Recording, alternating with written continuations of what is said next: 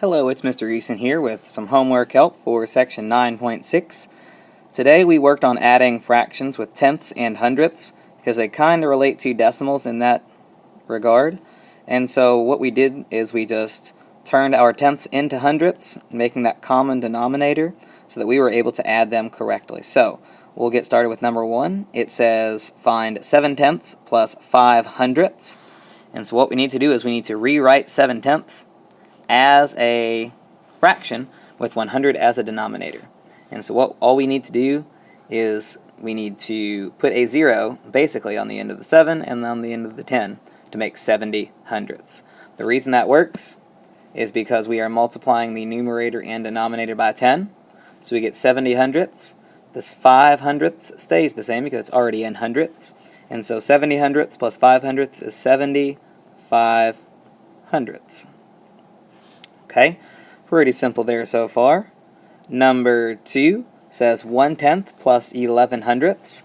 And if we multiply our 1/10 times 10 over 10, we're going to end up with 10 hundredths. And we add that to our 11 hundredths.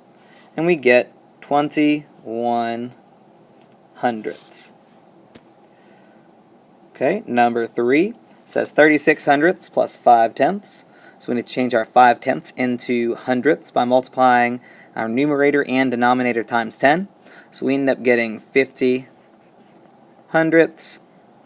This 36 hundredths will stay the same because it's already where it needs to be. We will add, and so we end up getting 86 hundredths.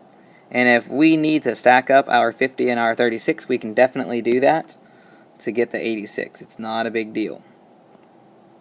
The last two are adding decimals, and since the decimals have the same number of digits behind the decimal point, it's very easy. All we need to do is just stack those numbers up and add them.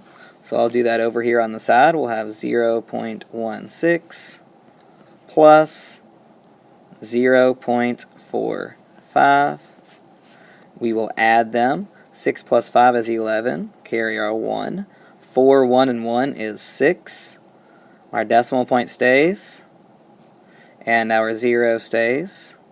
So we have 0.61.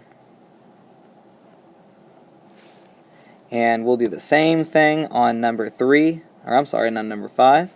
It is 0.8 plus 0.88. Actually, that's 0.08 plus 0.88. And so again, we'll just stack them up. 0.08 plus 0.88. 8 and 8 is 16. 1 plus 8 is 9. Our decimal stays, and our zeros stay. So we have 0.96.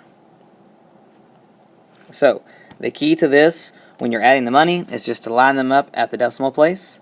And the key to 2 and 3, or anytime you're adding the fractions, is to change your tenths into hundredths by multiplying by 10 over 10 before you add, because you can't add fractions with different denominators. This has been Mr. Eason with homework help for section 9.6. Good luck. We'll see you tomorrow.